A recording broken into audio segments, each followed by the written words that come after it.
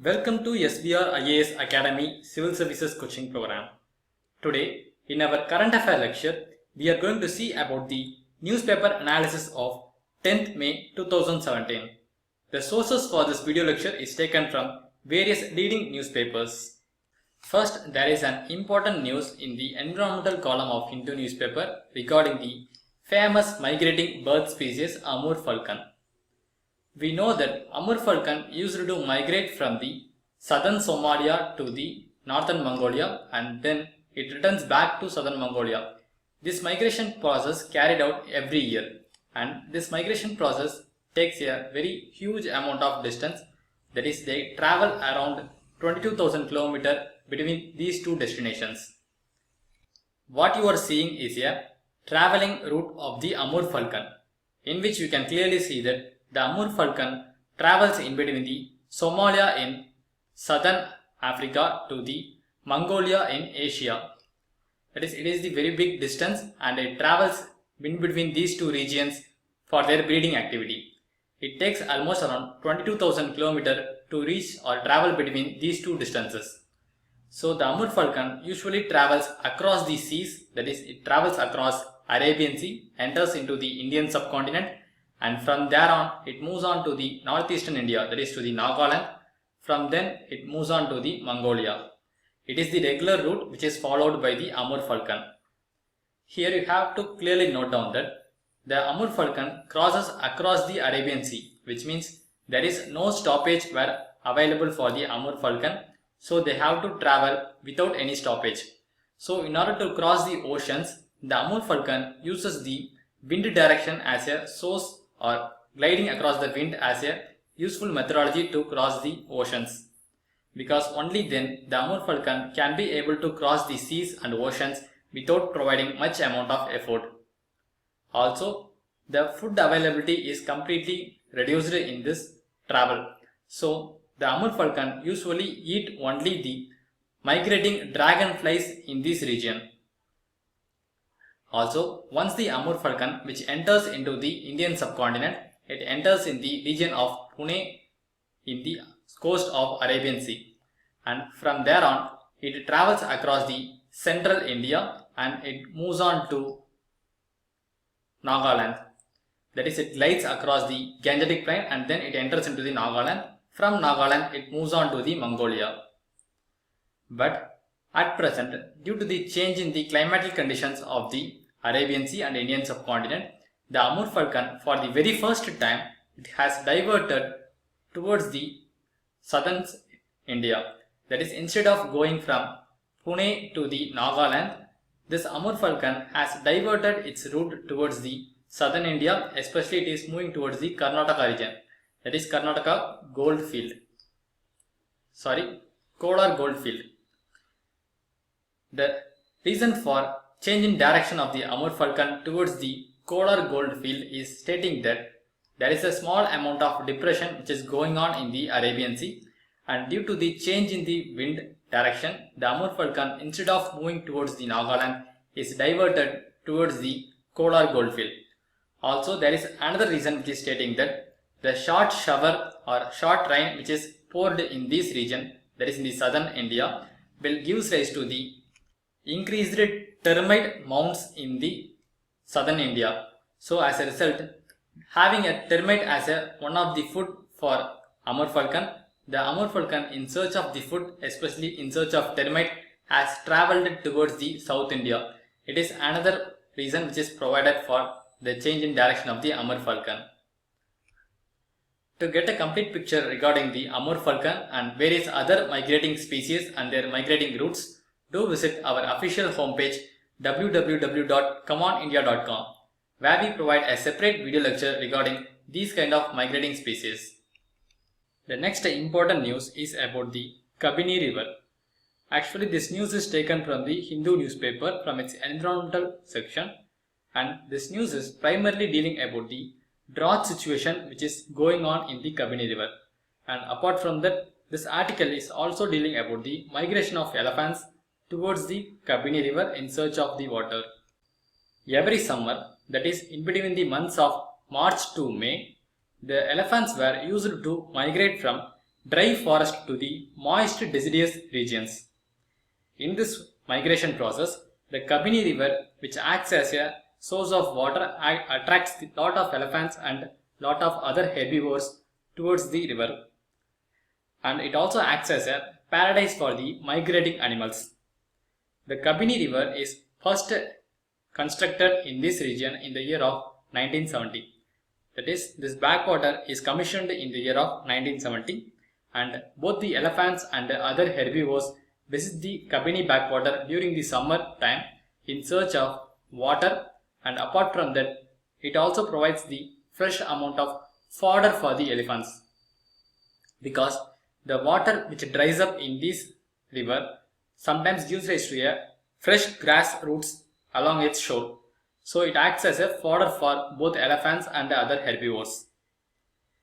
Nowadays, due to the heavy drought situation which is going on in the Kabini River, the water is not available for both the elephants as well as migratory species.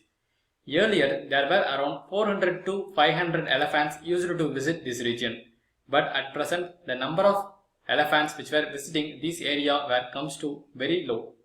It is one of the pretty big problem which is going on, and apart from that, the elephants were, instead of going towards the Bandipur National Park, which is closer to the Kabini River, that is Bandipur and Nagarhole are the two important national park and wildlife sanctuary which is bordering the Kabini rivers. So nowadays the elephants as well as wildlife, instead of coming to Kabini backwaters, they were migrating towards or outside the regular area. That is, they were migrating out of the Kabini backwater to the foothills of Ooty and other Wayanad regions. So this kind of change in the migratory pattern is noted down due to this drought. So the officials have to take necessary action to take care of the wildlife in this locality. To get a complete detail regarding the various wildlife sanctuaries in India like Bandipur and various other important national parks in India, and regarding the important South Indian rivers, do visit our official homepage, where we provide a separate video lecture regarding the Indian river systems and the wildlife sanctuary and national parks. The next important news is about the hunting festival. Actually, this article is taken from the India Today newspaper. Any article regarding the tribal community is very much important from the perspective of UPSC examinations. We know that the tribal community has a different culture and customs. The tribal community, after the harvesting season, they goes to the hunting process. That is, all the tribals or male tribals go to the forest in the search of hunting. They consider this hunting process as a pride of their community, and tribals thought that the hunting which is carried out after the harvesting festival shows the physical well-being of the tribals as well as the economical well-being of the tribal community. So this hunting festival or a hunting activity is carried out by many tribals, that is the tribals all over India, the tribals from the Jharkhand, the tribals from Chhattisgarh, the tribals from Odisha, and also the tribals from East India were also carry out this kind of hunting festival after the harvesting period. The hunting festival has been known in different names by the different tribals. The hunting festival is called by the Jharkhand tribals, especially the tribals who were living around the Dalma Wildlife Sanctuary, in the name of the Bishu Parva or Sendra. Whereas the same hunting festival is called by the Santal tribe in the name of Dishu Sendra or Dishom Sendra. But you have to clearly note down that the recent hunting festival which is carried out recently held without any harm to the wildlife, because the forest department has taken a very big step to create the awareness among the tribals to safeguard the wildlife. So lot of the tribal people has accepted not to harm the innocent animals. That is, they doesn't want to harm the animals and they themselves want to protect the animals. So as a result, this year the hunting festival is carried out without any bloodshed, and it is carried out only in a symbolic manner. We also have to note down that under the Wildlife Protection Act of 1972, the killing of scheduled animals is a punishable offence. So the wildlife should not be harassed by the tribals in the name of hunting. And then the Forest Dwellers Act of 2006 also stated that the tribals has the provision to use the forest produce, but it states that the tribals should not harm the wildlife. So all these provisions have been in safeguard of the wildlife. So the hunting festival have to be properly monitored and no animal have to be killed during this kind of festival. For this thing to take place, the forest department has to take a huge effort in safeguarding the borders in the checkpost, and also they have to verify whether the tribals were entering the forest region with any kind of harmful weapons. So by doing all these things, the hunting festival can be carried out in a peaceful manner as well as the wildlife can be safeguarded. To get a complete detail regarding various tribal communities and their practices in India, do visit our official homepage. The next important news is about the El Nino phenomena. Actually, this news is taken from the Hindu Businessline newspaper, and this article is primarily dealing about the El Nino phenomena. That is, this year there will be no El Nino is taking out in the Indian subcontinent or in the Pacific Ocean. It is a very good news for the Indian farmers because Indian farmers were primarily doing their harvesting activity only based upon the Indian monsoon or depending upon the Indian monsoon, because in South India there is no perennial river system is available. So as a result, the monsoon plays a very big role in the agricultural activity. But still, the likelihood of the El Nino cannot be completely ruled out, because there were still some possibility for the El Nino to occur in the Pacific Ocean in the second half of this year. We have to clearly note down that usually the rainy season will take place in the Indian subcontinent in the month of June to September, and the monsoon season will be varying a little bit. That is, a fluctuation of the monsoon can take place within a month. That is, it can advance in a month or it can come later in a month. Likewise, the monsoon has a fluctuation, whereas rainy season will always occur in the months of June to September. So since the Indian agriculture is completely depending upon the monsoon, it is a need of the hour to predict the accurate onset as well as the withdrawal of the monsoon in India.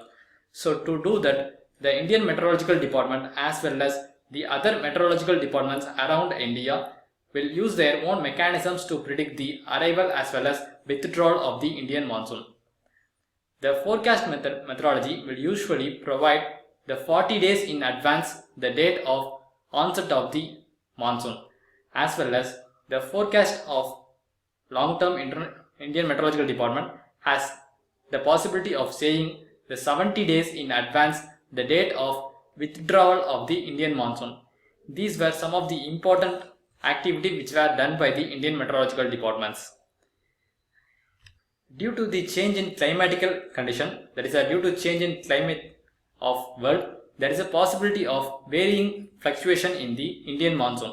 So the Indian monsoon has a tremendous change in the last few years. So in some occasions there were some rare occasions can take place. That is, if suppose there is a two cyclones takes place, there is a pair of cyclone occur in either side of the Indian subcontinent. That is both in Arabian Sea as well as in the Bay of Bengal. Then in such cases, the monsoon may take a temporary break. That is, monsoon may not be available in the abnormal circumstances. So these kind of anomalies might take place in some random occasions, but apart from that, the predictions which were done by the Indian Meteorological Department is very much useful for the agricultural activity in India. To get a complete picture regarding various climatic anomalies like El Nino, La Nino, and apart from that some important anomalies in the Indian Oceans like Indian Ocean Dipole, and apart from there is some other anomalies were going on like ENSO, that is North Southern Oscillations. Likewise, there are lots and lots of anomalies were happening in the climatic change, and to get a complete details regarding all those things, do visit our official homepage www.comeonindia.com, where we provide a separate video lecture regarding various climatic anomalies. The next important topic is about the tallest railway bridge which is being constructed. Actually, this news is taken from the Hindu newspaper, and this news or article is primarily dealing about the world's tallest railway bridge which is being constructed in the Chenab River to give the railway connectivity between the Jammu and Kashmir.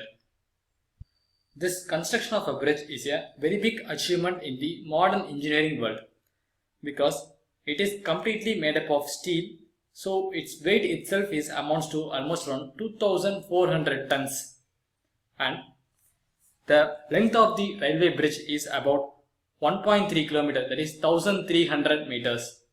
Apart from that, the height of this bridge is around 359 meters, that is 35 meters, even taller than the Eiffel Tower in Paris.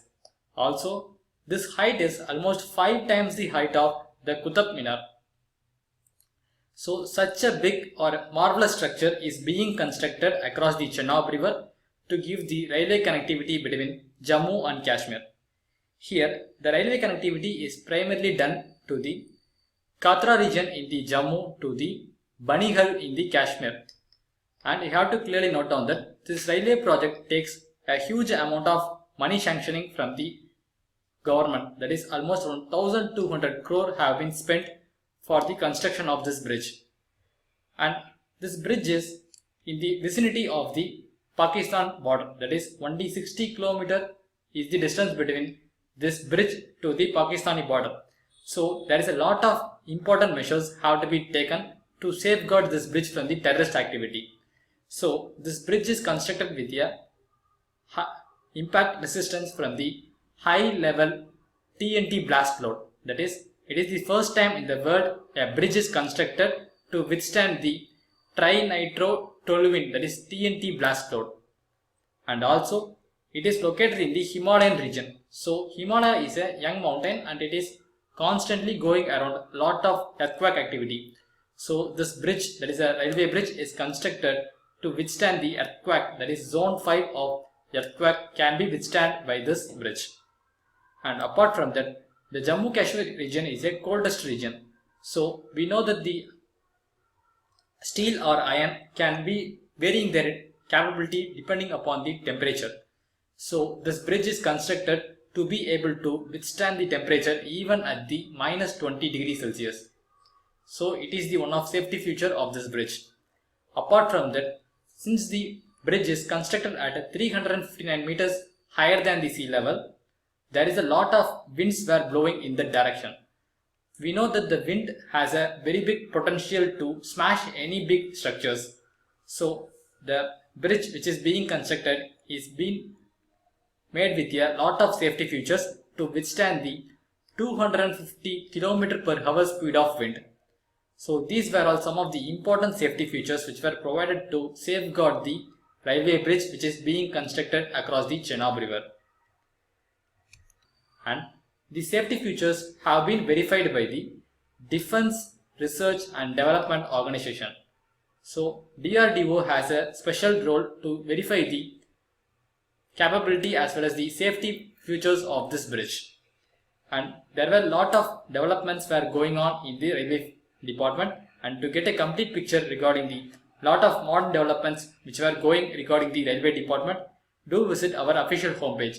We provide a separate video lecture regarding the important features of railway budget as well as the various development which were going in the railway industries. The next important topic is about the National Highway Authority of India and Masala Bonds. Actually, this news is taken from the Hindu newspaper, and this article is primarily dealing about the National Highway Authority of India's view to issue the Masala Bonds in the London Stock Exchange. In this news, the most important thing which we have to learn is about what is meant by Masala Bonds and its importance. Actually, Masala Bonds were a kind of bonds which were issued outside the India. In this case, it is issued in the London Stock Exchange, but the denomination of this Masala Bond is done on the Indian currency. That is, it is not done on the UK currency. Instead, this Masala Bond is denominated in the Indian currency. And Masala bond is somewhat different from other kind of bonds. For example, consider a dollar bond. In dollar bonds, only the borrower of the money takes the currency risk. But in case of the Masala bond, the investor of the money takes the currency risk. It is one of the biggest difference between the dollar bond and the Masala bond. Do note it down. In Masala bond, only the investor takes the currency risk. The first organization which issues the Masala bonds is IFC. IFC is backed by World Bank, and IFC means the International Finance Corporation.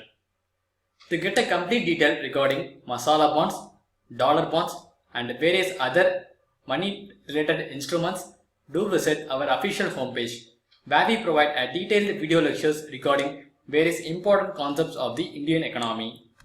The next important topic is about the HIV drug. Actually, this news is taken from the Hindu newspaper, and in which the HIV drug which is meant for the children were running out in our country. That is, there is no availability of HIV drug for the children is available in our country. The reason is the Subject Experts Committee, that is SEC of the India's Drug Controller, has rejected the fast track registration process which is applied to them for the acceptance or registration of the lopinavir and ritonavir pellets. Here you have to note down that the lopinavir is a syrup, whereas the ritonavir is a tablet, that is oral pellet. These two medicines were purely meant for the children, that is their dosage were created and manufactured in accordance with the children's need. These medicines cannot be provided to the adults because these two medicines were purely meant for the children. At present, the Subject Expert Committee, that is SEC, has completely banned or rejected the ritonavir pellets. So the oral tablet is not available to the children. So as an alternative, the NACO, that is National AIDS Control Organization, is providing the lopinavir syrup to them.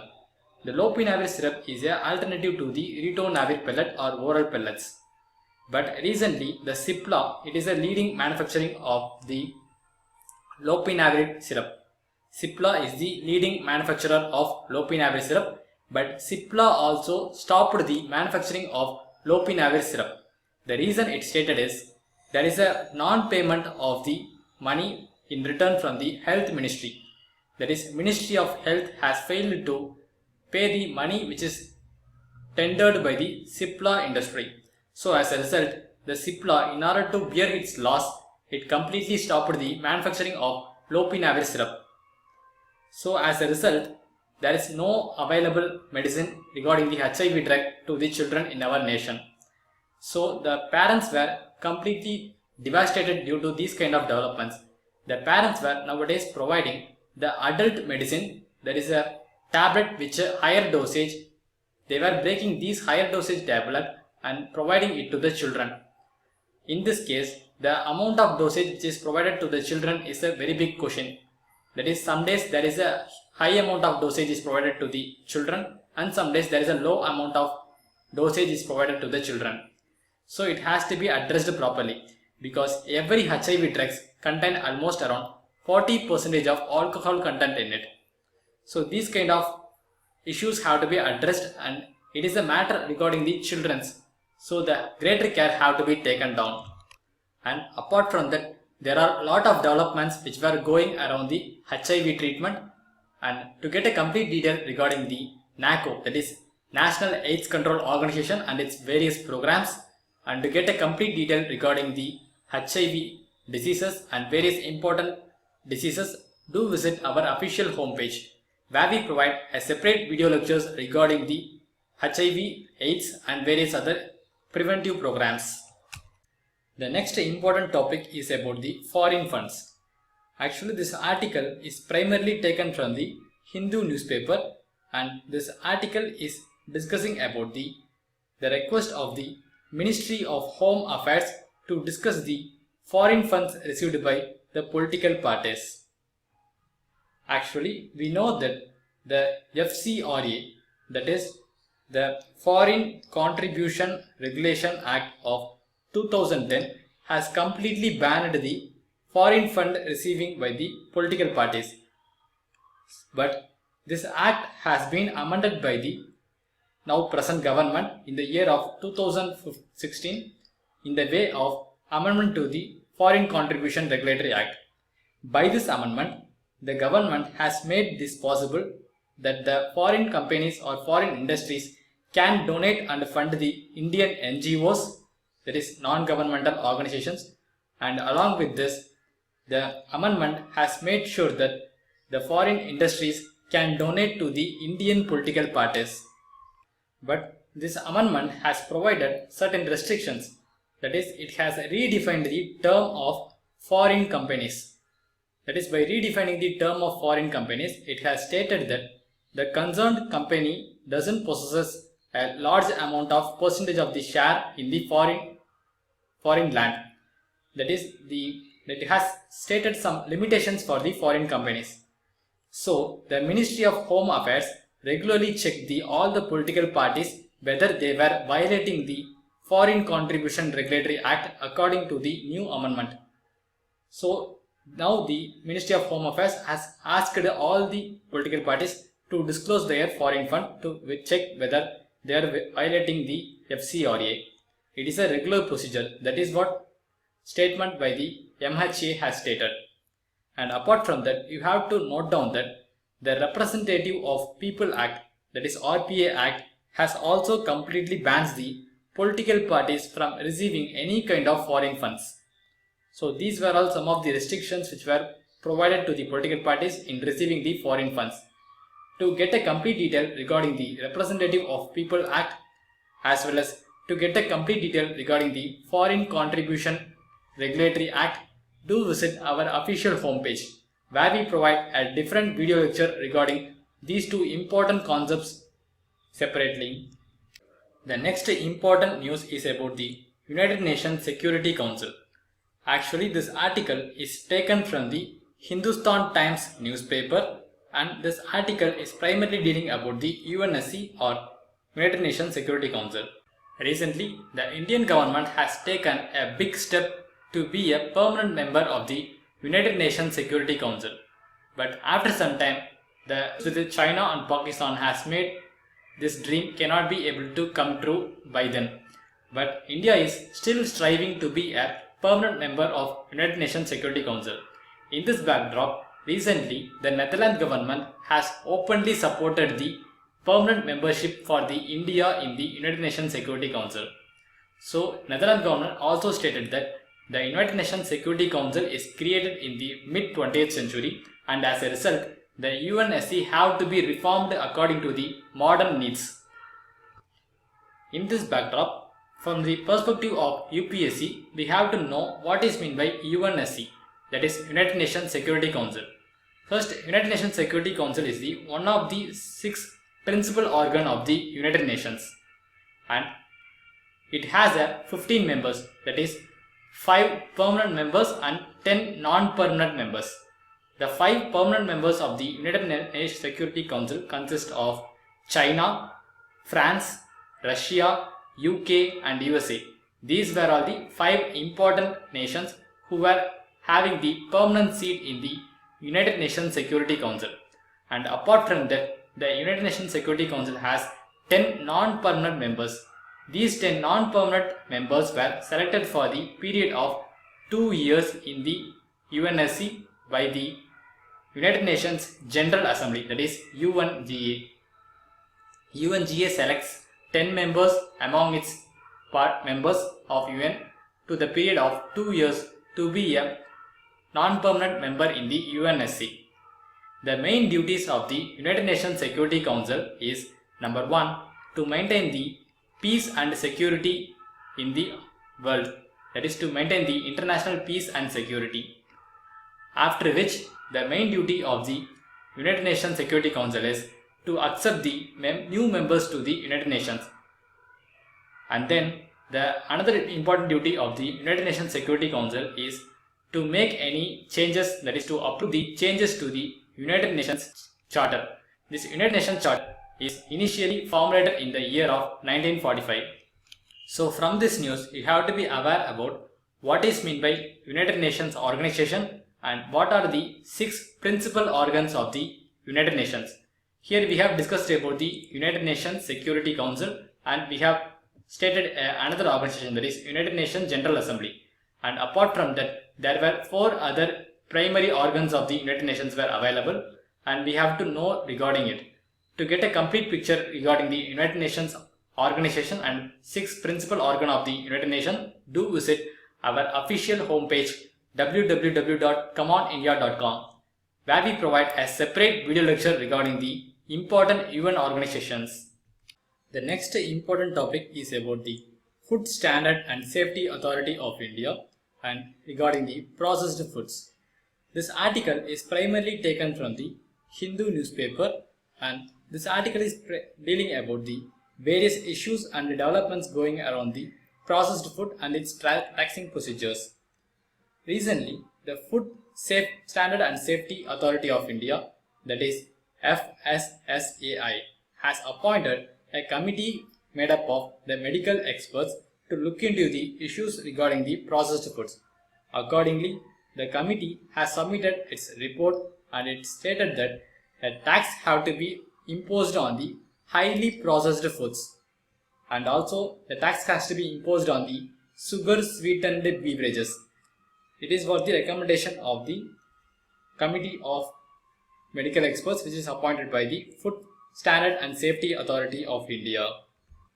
This committee has also advocated the complete ban on the advertisements which promote the food with a high amount of fat, salt and sugar during the TV commercials, which is primarily aimed at the children, because children were easily made to attracted towards these kind of food with high amount of fat, salt and sugar.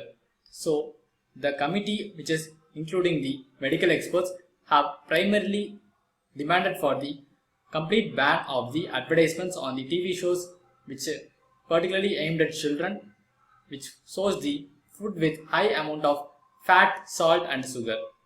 This committee also asked to ban certain food products which have a high amount of fat, salt and the sugar completely, that is both to the children television programs as well as to the adult television programs, because some other nations like Chile has already completely banned the advertisements which are related to the food with high amount of fat, salt and sugar.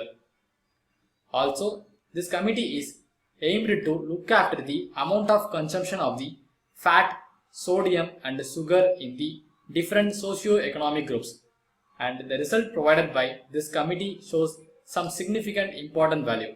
That is, the committee has submitted a significant report stating that the low income group, that is LIG community, has large amount of consumption to the fried snack and these sweets when compared to the high income group. That is, rich people were not eating that much amount of the fried snack and sweets, whereas the low income people were eating a large amount of fried snacks and sweets. It affects the health of the low income people very much. It is also one of the big issue which have to be addressed. The findings provided by the committee regarding the amount of consumption of the fat, sodium and sugar were within the limits which were provided by the World Health Organization and the Indian Council of Medical Research. So there is no issue regarding the amount of fat, sodium and sugar which is consumed by the different socio-economic groups in our country. But the poor people were looking towards the fried snack more when compared to the high income people or the rich people.